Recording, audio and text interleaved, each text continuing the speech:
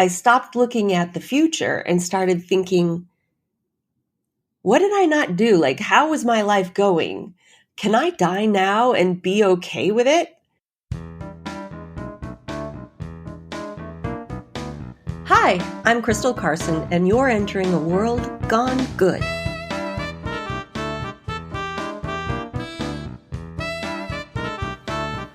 Well, hello, my name's Steve, and this is World Gone Good, the podcast that shines the light into the darkness to prove there is still good to be had on this crazy AF planet we are all stuck on together. How can you help me, us, spread the good? It's so easy, you guys, you ladies, you gentlemen, you all. You're listening right now, so you've already accomplished step 1. Good job, good job. Now for step 2, subscribe. Right where you're listening to us now. Go ahead, subscribe. Step 3, share. Share us with your friends. Spread the good around, people. Steps 4 and 5, rate and review us. Where you are again right now listening, you can drop us some stars of your choice and give us a review. All these steps, one step at a time, mean we are shining the light together. And that's pretty damn good, don't you think?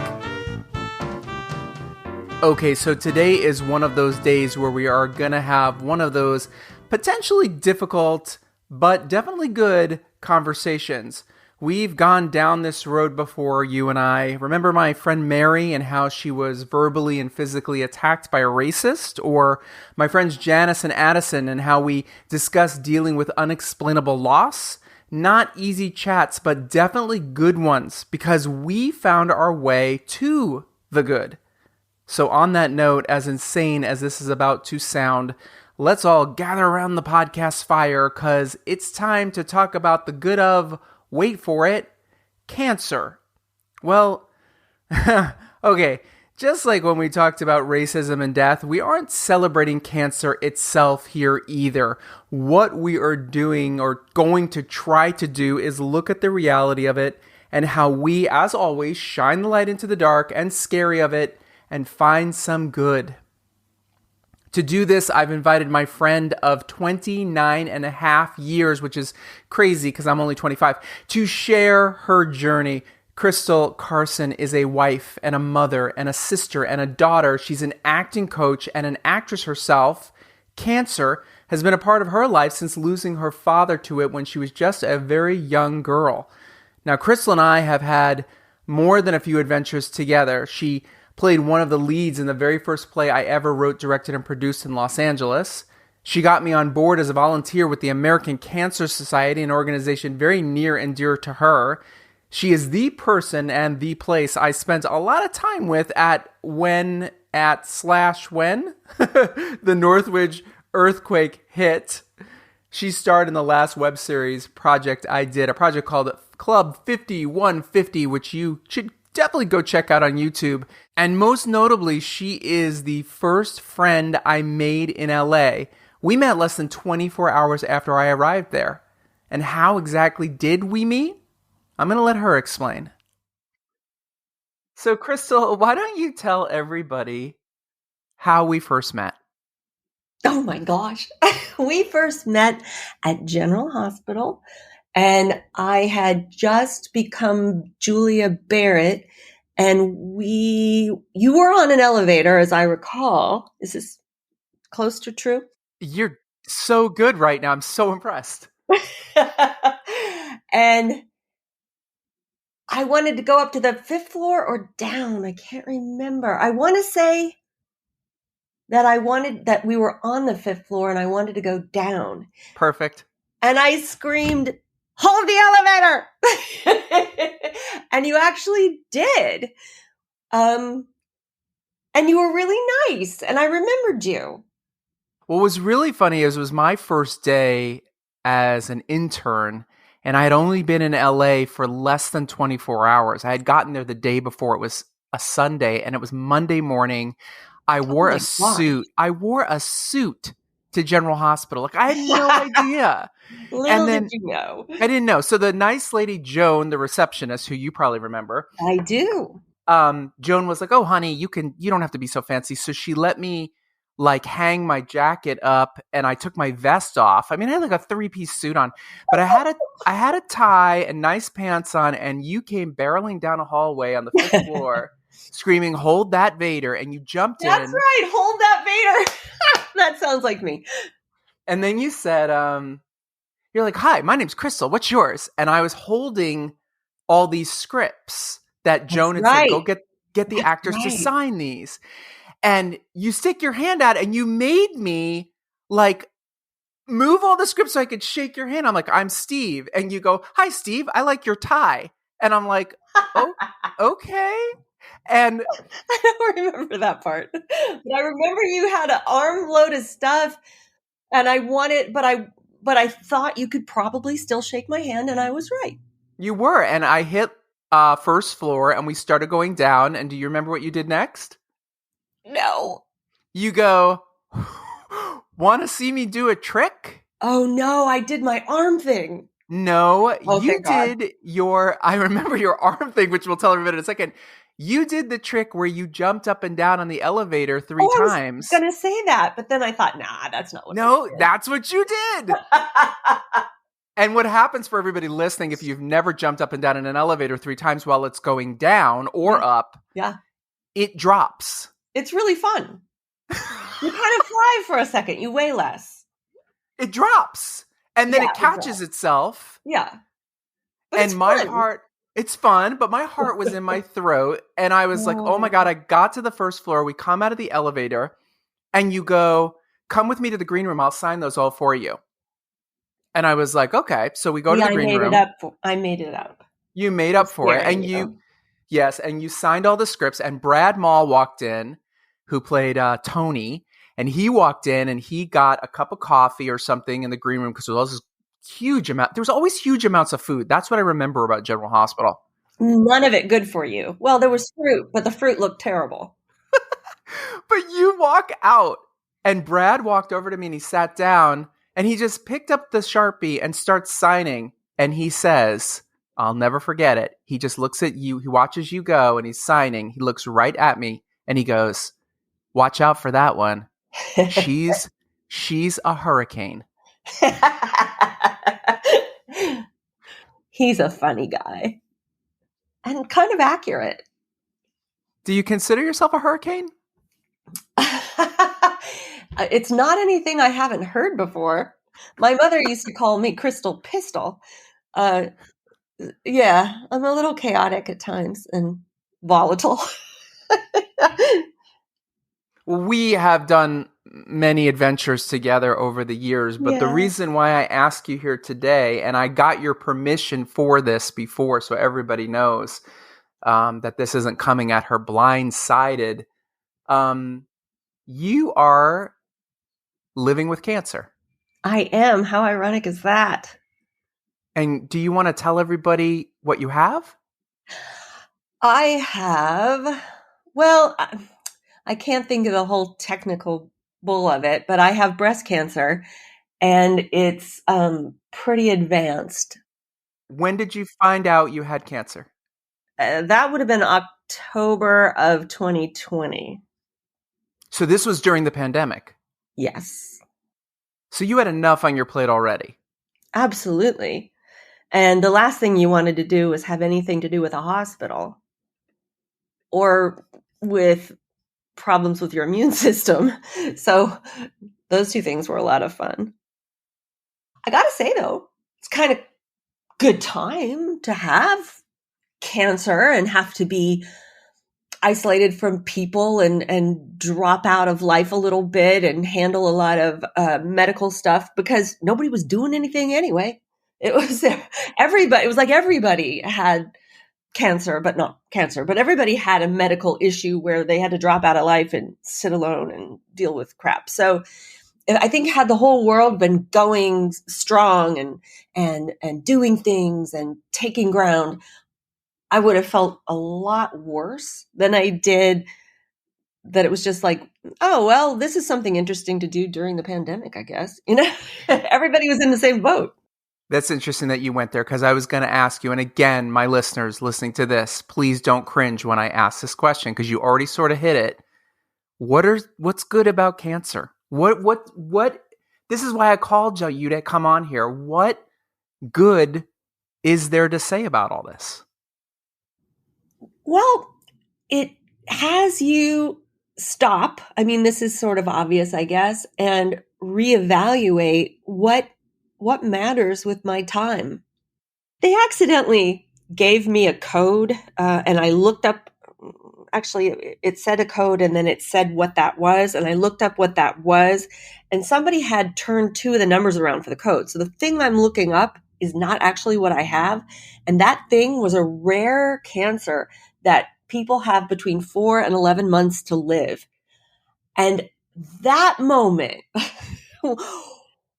blood drained from my body. I was standing up as I was looking at this on my phone, what this cancer was. And it's so interesting because everything slows down and it's almost like you split into two. There's a part of your brain that goes, well, that can't be right. And there's another part going, why are you in denial? You know you have cancer. This is what the code says. And you can hear your own debate in your head.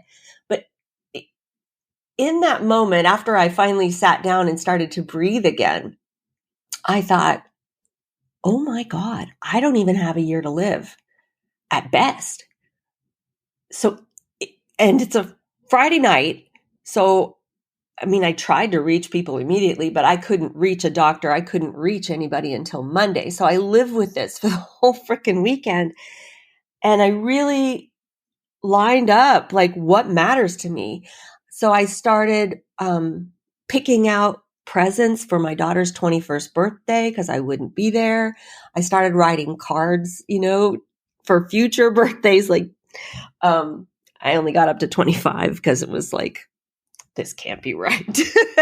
But I started, I wrote a letter to my mother, to my sister and brothers, sisters and brothers, and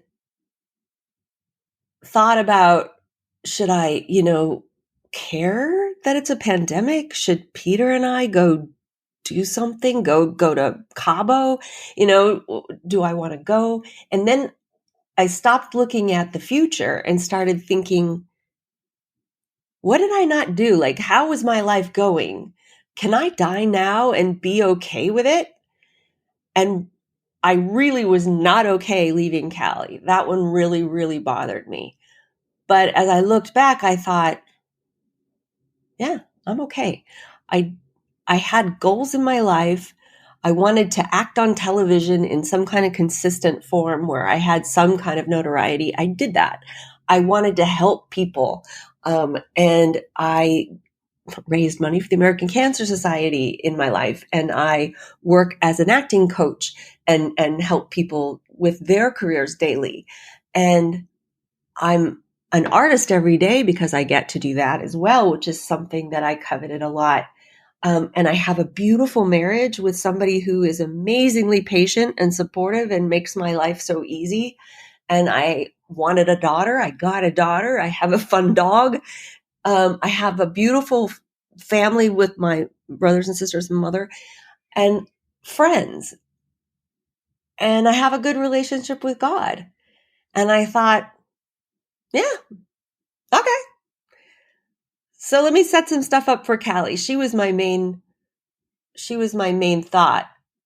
But it really, I don't think I would have stopped to reevaluate my life. And it's funny the peace I got from that because I realized I like the way I lived. I like who I am. I like how I treat people. I like my friends and my family. And I have been grateful for so much in my life. And now I'm just that much more grateful. And blue skies with clouds in them are so beautiful to me now. Green grass is greener. And all of that comes from that realizing this could be the last time you look at it without being in pain, where you can really focus on it and not get distracted by what's going on with your body. And then from that wonderful phone call on Monday where they apologized and told me they turned two numbers around. And then when they told me, you just have stage 3 cancer, I said, oh, thank God. And the Is that court goes, all? that's the first time anybody said, oh, thank God to you have stage 3 cancer. I'm like, I'll bet. But yeah. And it's so funny because I got a phone call from a friend the other day and he was talking about this beautiful thing he does every morning with meditation and setting a goal and achieving it during the day, trying to concentrate and living bigger, trying to live bigger. And I said, I probably didn't live as big as I could have. And he goes, yeah, you haven't. You need to live bigger. You need to really look and picture yourself further than you could even imagine that you could get in your career and in the money you could make. And I said, I kind of don't. I mean, not that I couldn't, not that I think life is over or anything. It's just, why is that so important? I really like where I am and who I am. And up until cancer, I didn't know that. I thought I needed to be more and do more and be bigger, make a bigger difference, be more important. And that's not what matters. And you hear that from people, but there's such an amazing piece in getting that for yourself. Yeah, it's finding your own enough. Yeah, well said. And really just being in your present moment. I want to ask you something. When you got the numbers switched, when they switched the numbers around and you did you made the awful mistake, as we all do, is let me just look this up on Google real quick. What could possibly go wrong? Was that when you contacted me? I think so. There was a Friday you contacted me on. And we went through all this, and I was like, please tell me you did not go on the internet. And you're like, yeah, I went on the internet. Yeah, I'm pretty sure. Yeah. I'm pretty sure that was when, yes. Well, I'm going to say this right now. First of all, I was so honored that you contacted me because that just made me feel very special that you trusted me and loved me enough to include me in this, which it's like the good times and the bad times of friendship, Mm-hmm. right? Mm-hmm. Not just like of our friendship, but of your life. So that was very powerful for me. I remember sitting here going, oh shit, oh shit, oh shit. Hold it together. But you were the right person for so many reasons. Well, I was going to ask you this because do you remember I said to you one thing, which is I asked you to please don't live this alone for the weekend. Please promise me you'll Right. at least tell your husband. You did. And did you? Eventually. Okay. I waited quite a while. I just didn't want to lay this on him, and I hadn't done it alone because I had called you.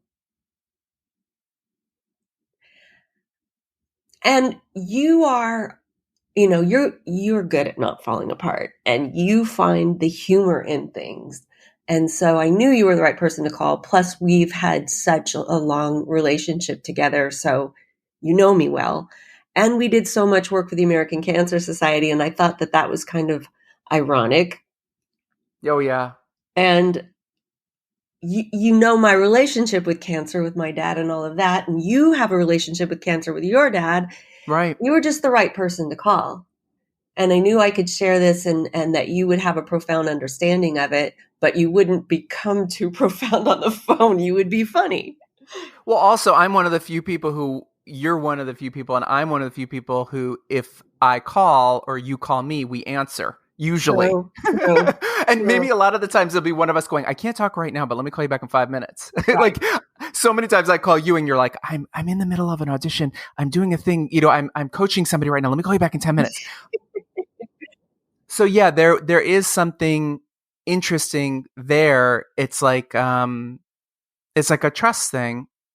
What did Peter say, your husband? What did he say when you told him what you thought it was? And then what was his reaction when you found out what it really is?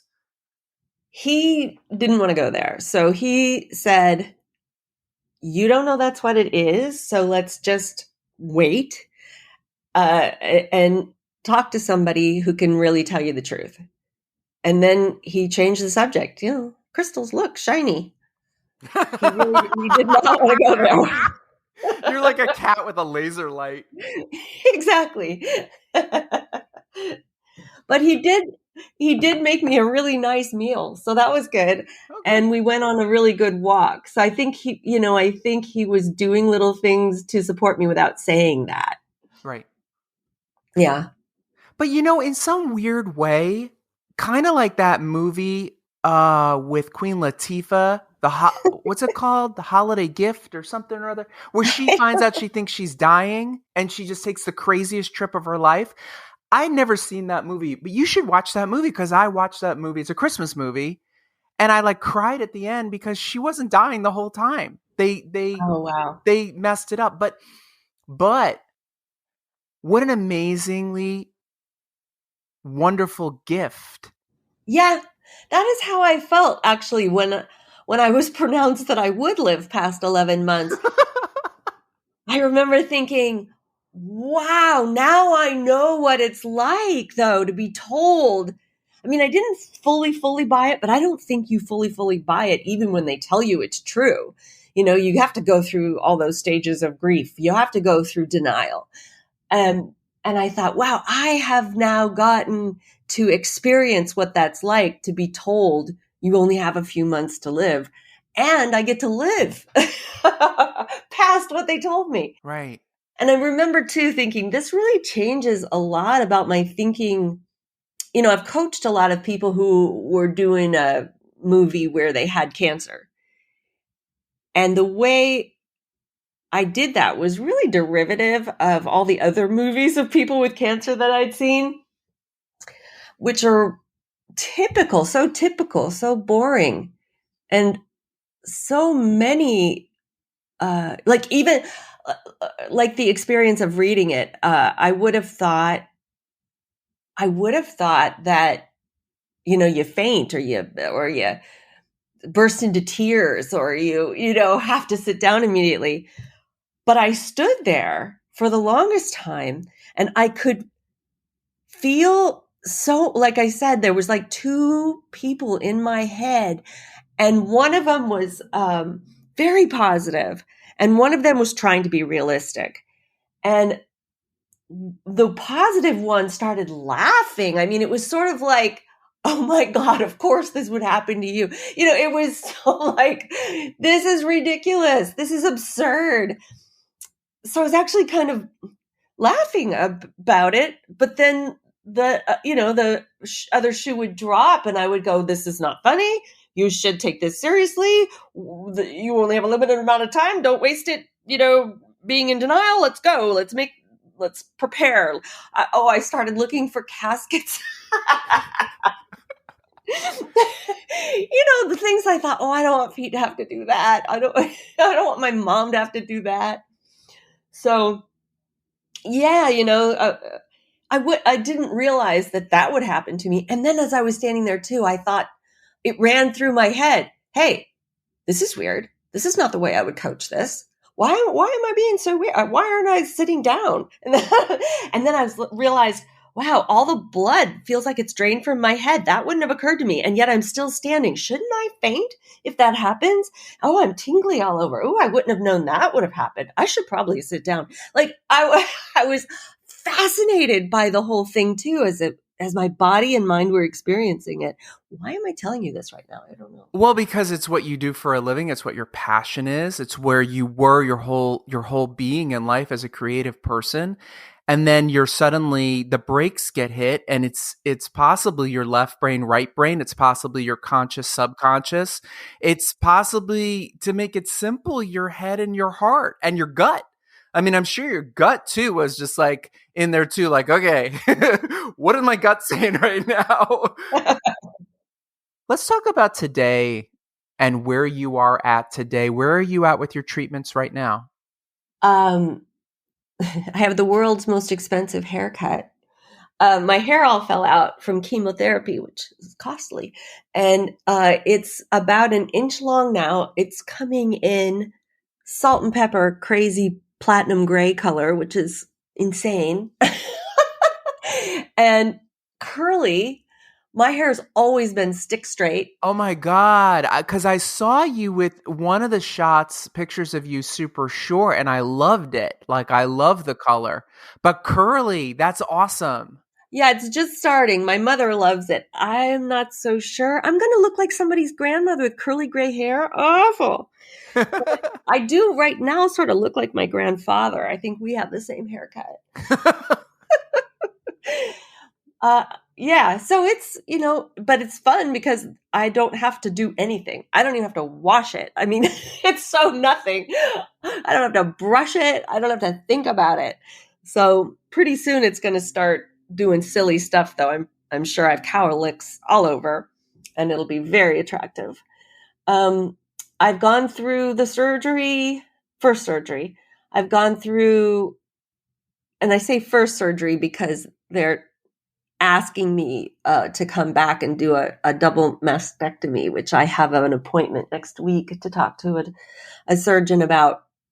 I just don't know about that one. But anyway, I've gone through chemotherapy, radiation, and started endocrinology therapy, Mhm. which is a hormone therapy. I've gone through menopause, but now apparently you have fat, and fat also has estrogen in it. And so this is pulling that estrogen out of me. So I'm going through a second menopause, which is fun. A little irritating, and I'm a little irritable.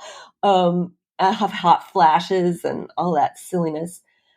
Can't sleep. But that'll go away in about 3 months, they say.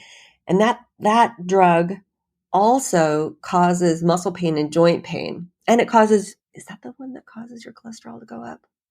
I'm going to say that's the one that makes your cholesterol go up. It could be this other one I'm on, but one of them like tends to skyrocket cholesterol. Well, I have really high cholesterol anyway, and I've been on every cholesterol medicine there is and had so much pain from it that it was like having a really bad flu, just achy. And so I had gone off after years of trying different ones for 3 months at a time, and they would tell me that it would get better, and it just did not get better. I quit taking them and, tried to do all kinds of holistic stuff and dietary stuff, and nothing was working. And now the doctor was like, I promise you, you won't die of cancer if you don't go on cholesterol medicine. You'll die of a heart attack. Like, Right. that was going in the right direction until that last little phrase there. So I went on the cholesterol medicine. So I hurt from that, and I hurt from the hormone medicine, letrozole. And they tell me that that's good. So I'm on Tylenol. I sit in front of a red light every day, which helps with pain, infrared light and red light. And I drink a lot of water, and I go on walks to the degree that I can walk. You should see me. I walk like a little old lady. I mean, everything hurts. I can't move my hips right and stuff. It's stupid, but I walk, and it's hopefully helping. I do yoga. That's the other thing, and I'm supposed to start transcendental meditation now, but it's supposed to help with the pain. So we'll see. And then I'm also on this new thing as of October. It was just October. Yes. It was approved by the FDA, but my doctor put me on it before it was approved because she was part of the researchers that did it at City of Hope, and she said this is going to be approved and it's amazing, and we're putting you on it. So the first one I just told you about, I have to do for 10 years. Wow. Horrible. And so that's why it's like, oh my God. And of course, cholesterol for the rest of my life. So it just has to stop hurting because I really can't fathom what that would be like to be like I feel right now, for even 1 year. It's hard. It's real hard. And they, they tell you, oh, radiation, oh, your hair, chemo, your hair falls out, blah, blah, blah, and everybody brings you soup and calls you, and people send flowers and are wonderful. And that makes it so easy. And plus, there's like, okay, you're going to have 30 chemo treatments, and you're going to have whatever, 8 weeks of radiation. There's an endpoint that's not that far off. Right. And then you get done and you think, ha, I did it. Cancer beat you. Ha. Oh my God, no. That's not the hard part. That's all a walk in the park. So every movie you've ever seen, wrong. This is the hard part. Everybody goes, oh, good, you're done. Are you going to start teaching classes? Are you going to be ready to coach me? Are you going to, can I come over at 9:00 at night and we put on tape? No. I'm asleep by 6:30. The pain wears me out. About 3:00, I start to get tired. By 6:00, I got to eat something and get to bed. It's crazy how hard this is. But no, this is not what you're told is hard. So people are very confused. Why you're done, right? So this new thing, it's a gene targeting therapy, which sounds very high tech, doesn't it? It goes in and finds some gene that causes your cells to turn over. And your cancer cells turn over faster than all your other cells. So this causes cancer to slow down and hopefully even stop, because you're also draining it of food, because mine lives off estrogen and to some degree sugar. So if you starve it of estrogen and you slow down the cell turnover, it weakens it a lot, and then your immune system kicks in, and hopefully you kill it. And is there even anything even to kill? I'll answer that in a moment. But so I'm on this gene targeting therapy that targets that gene. The only trouble is it can't distinguish between that cancer cell turning over and any other cell in your body turning over. Right. Like hair cells turn over faster. So I am growing my hair back, but now that I've started this, my doctor tells me that my hair could all fall out again. Yay. And when I walk, you use your muscles to do that. To some degree, they break down when you use them. And to some degree, every cell in your body is breaking down every day, and you're supposed to be making new ones. So that's why I guess I'm exhausted, because my body can't keep up. It just can't keep up. It needs extra sleep. When you sleep, you rebuild. And so so I get I try to get a lot of sleep. I lay there for a while, because the hormone stuff, this menopause thing wakes you up, makes it hard to sleep because you hurt too. So I take Tylenol and all that. But this lovely gene therapy gives you explosive diarrhea. Oh, great. And don't drink coffee. Right. Because the coffee is going to make it right. I'm sorry. Life without coffee? Are you insane? Look, I am the person who, I used to joke about this. When I would get a really bad flu and I'd be throwing up anyway, I would just order a pizza. Because I might as well just enjoy the pizza and throw it up. Everyone would be like, no, it's the brat diet. Have a banana, rice, applesauce, tea or a toast. And I'd be like, fuck you. I'm eating a pepperoni pizza because it's coming back up anyway. I'm having a full-on cheesecake, exactly. The whole thing. So you're just down in coffee because who cares? Here's my wrap-up question, and then I'm going to ask you 3 questions I ask every guest of mine. What would you tell 18, 17-year-old Crystal if you could talk to her? I would tell her that you didn't miss that day in school when they handed out confidence. Nobody has any. And everybody is faking it. And do it anyway. Be afraid and do it anyway. That's what being brave is. That's what being a hero is. There was always this sort of sense that why is everybody else unafraid to do these things I wish I wasn't afraid to do. But I think they were. And if I had known that they were, I think I would have spoken up more with, in class with my short stories. I would have asked more questions in Spanish class that I was embarrassed to ask. I would have asked this boy out that I really liked. Yeah. I would have not dated this other kid that I didn't like, but I wanted to feel like somebody liked me. Lots of things like that. I would have stood up when guys wanted to go too far. I would have done things that I felt that because I was afraid, I thought I couldn't do, because I thought if I could do them, I wouldn't be so afraid. And it's now looking back at almost 60 years old, good God, I realized that everybody's afraid. Everybody is. They don't know anything. I didn't miss some day, that God passed out more smarts or more confidence, and I would also tell myself that I'm not that fat. When I look at pictures of me now, I'm like, oh my God, I looked great. Why didn't I know I looked great when I looked great? So many of my women Thought I was friends, fat. I swear to God, back in my 20s and 30s and 40s, and I used to tell all of you how gorgeous you were and how perfect you were, and you're like, okay, whatever, gay guy. Yeah.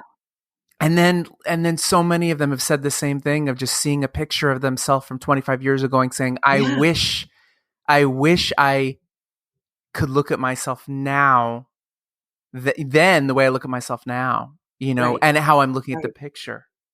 Right. Where do people find you online to follow you? CrystalCarson.com. Oh, that was easy. Perfect. Last two questions, how we end every show. It can go back to anything we've already talked about, anything you want to share. Question number one, who inspires you? You. Come on, give me a better answer than that. You are very inspiring, Steve Silverman. Well, thank you. And as I say to all my guests who say it, I'll Venmo you the cash. Okay, go ahead. Oh, so I'm not the only one. Oh, no, let me tell you really quickly who said it too is Mary Weiss, who we both know. That's hilarious because we have that connection. Okay, keep going. Who inspires you? Meryl Streep. Is that so horrible? No. She absolutely inspires me. She is political without being in your face. She is a superstar without being a super snot. She is funny and human and tragic and vulnerable and strong and scared and confident. And she is 100% committed to truthfulness and in sharing her humanity to make the world a better place. And that inspires me. And the final question I ask every guest is very simple. It's not even a question. Simple. Tell me something good. They don't know if I have any cancer right now. Because it went through 21 lymph nodes, it could be in my bloodstream. And then it could find its way to another part of my body and start making cancer tumors again. But they don't know. And I just have a sense that it isn't. I think even though I'm doing all of these drugs, which are to stop those tumors from forming, I think I'm doing them for no reason, because I think I don't have cancer anymore. I think it's gone. And I think that's good news.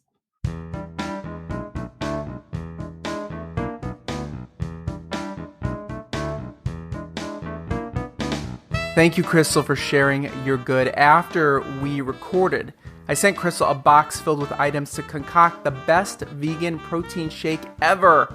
We can now add Shake Buddies to our long list of adventures together. Next time on World Gone Good. I felt like we were these weird little cute charming rock stars during the pandemic because people were so charmed by our story. Whether or not that meant we could either activate them to help, give us money, spread the word, help drive stuff around, it was effective and it was basically a movement. And what a movement it has become. Christina Wong is an artist, an actress, a writer, a teacher, a politician, and an activist.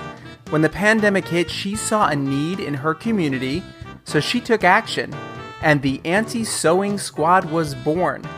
From it came hundreds of thousands of homemade masks, a book, and now an off-Broadway show. If you need some inspiration to take action in your own life, Christina is the role model to look to. I cannot wait for you to hear her share her journey with us. Until then, be good.